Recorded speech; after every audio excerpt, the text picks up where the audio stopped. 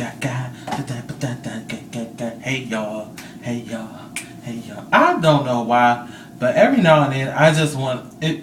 Y'all know who B Scott is? If y'all know who B Scott is, go to YouTube, go to your little link up there and type in Love B Scott.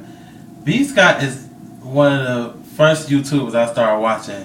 And he does this dance called the Paw Paw. And it is so funny to see him get into that dance. Especially when he got on music and he really be getting into it like, it's so funny, but that's beyond the point. So I'm here to wrap up segment Sunday with the Real Housewives of Atlanta reunion, part 1 review. That was a long ass intro and I'm going to hate having to type that in that little description bar. But this is what it is. I'm going to just put RHOA reunion probably. So, I have I hate taking notes. Clearly, that's how far I got on my notes. So, within the first 5 minutes, maybe 10 minutes of the episode, Kandi hit Nene with a 1-2 checker to the chin. This is how it started. They was asking Kandi about, her little bedroom candy and her little dingling toys and things of that nature. And I'm not sure what.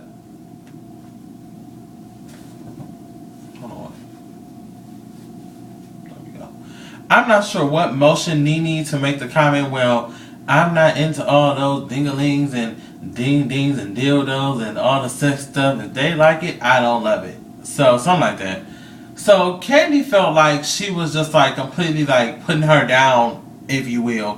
Which, rightfully so. I felt that way too. So, Kandi hit her with the, well, you saying that like you ain't the person who openly admitted to being a stripper and now you saying you just also high and mighty and you can't talk about sex and dildos, things like that. And at that point, Nene had to pick her chin up off the floor because Kandi starved her ass. And rightfully so. Cynthia was breastfeeding off Nene again, as usual. I just can't wait for Cynthia to just like, I want Nene to leave the show and leave Cynthia by herself and see how she acts then. Because at this point, Cynthia's a fucking leech. Like, she needs some type of host in order to survive off of. And the comment was made, Andy asked all the girls, did they think, it was a question from like Facebook or something like that. He asked all the girls, did they believe that Nene had changed for the good or the bad from this season to last season? Or from the first season or whatever. And Cynthia was the first one. Well, I for one believe she's changed for the better. She looks better. She's feeling better. All the good better. I was like, if you don't let her titty go for 5 minutes, like really, it's sagging. It's so dry from you sucking it lifeless. And then Phaedra said, Phaedra didn't want to say it really, but Phaedra wanted to say, no, she changed for the worse. Everybody didn't say nothing. Everybody looked around at each other like, well, we don't want to be the one to say it. But Phaedra cleaned it up. Thank God. I love Phaedra. She's so classy and festive. Speaking of Phaedra, let's talk about them too. Phaedra and Sheree had a talk about their whole legal, or Sheree's whole legal situation.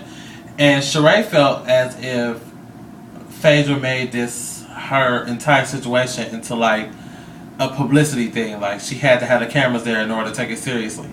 And from what I saw on the show, Phaedra was truly invested in, not only her friendship with Sheree, but if you're invested in a friendship, you want the best for your friend, so you would actually go all out your way for that person. And I feel like that's what Phaedra did, or at least from what I saw. I don't know what happened behind the scenes. They were talking about somebody, Phaedra had to bring in some other legal lawyer, counselor who works in family services and shit like that. But from what I saw, Phaedra did what she had to do. And from what I heard, Phaedra say she didn't retain her, aka pay up, until like the day before the court case. And apparently it's no secret that Sheree isn't, I don't want to say that. Sheree's finances aren't where they used to be. Let's just say that. And they was talking about Chateau Sheree and where that is.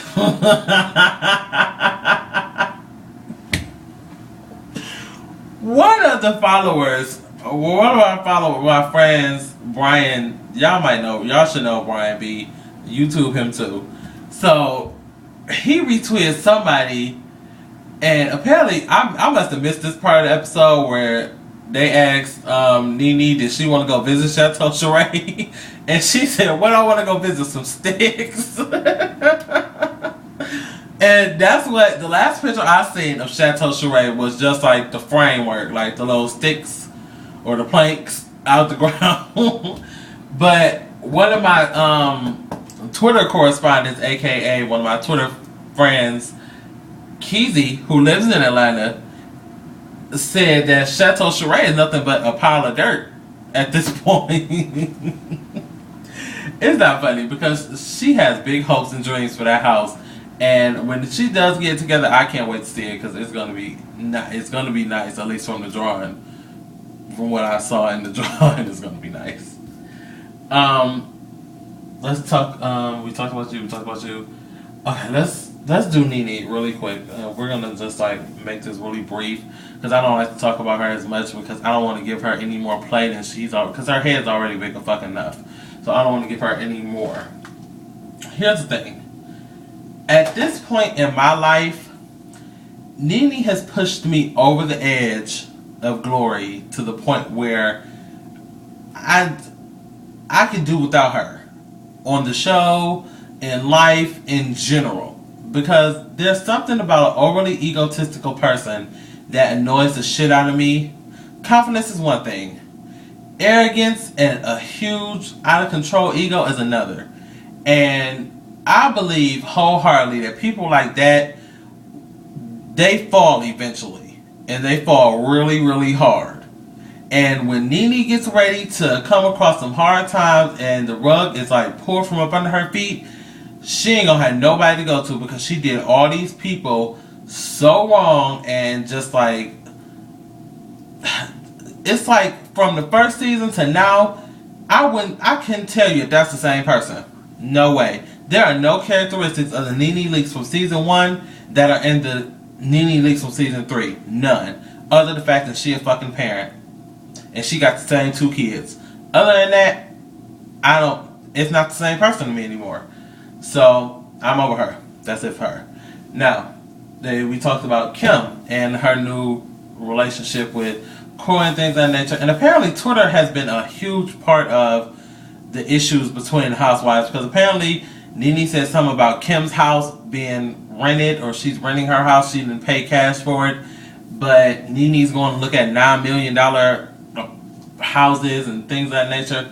Let me just like put something out there really quick, and I tweeted this too, and it makes so much sense, and people don't really get it. Anybody can go. Anybody, I mean, a homeless person can book a realtor and go and look at a $9 million house. Now, buying that $9 million house sets you apart from the next person. But at this point, anybody can go look at a $9 million house.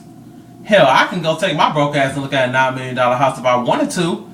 Can I afford that $9 million house? Hell no. But that don't mean I wouldn't go look at it. So, that whole $9 million house thing, I think that was just like a way of her trying to up her status, if you will. And I applaud Kim for what she did. She said she rented her house. She sure did. Because Croy was a free agent. Basically, he wasn't making no money. And until he was picked up, I guess they couldn't. She probably could have, if you ask me. Kim probably could have dropped money and bought that house. But she didn't. They rented it. And now she's paying it. She'll be paying it off next week or next month, something like that. So, I still love Kim. I still think Kim is up there at my top favorite people. Candy, Cynthia, Nene, Sheree, Phaedra. Phaedra didn't do much this episode. They'll probably talk about her more next episode on her mortician and things. Marlo will be showing up. Peter's going to be there next week, I believe. I'm not sure if Marlo's coming on part 3. It's a 3-part series, so this will be a 3-part series video, apparently. And I want to say that's it for the Real Housewives of Atlanta reunion review, part 1. What's 11/11?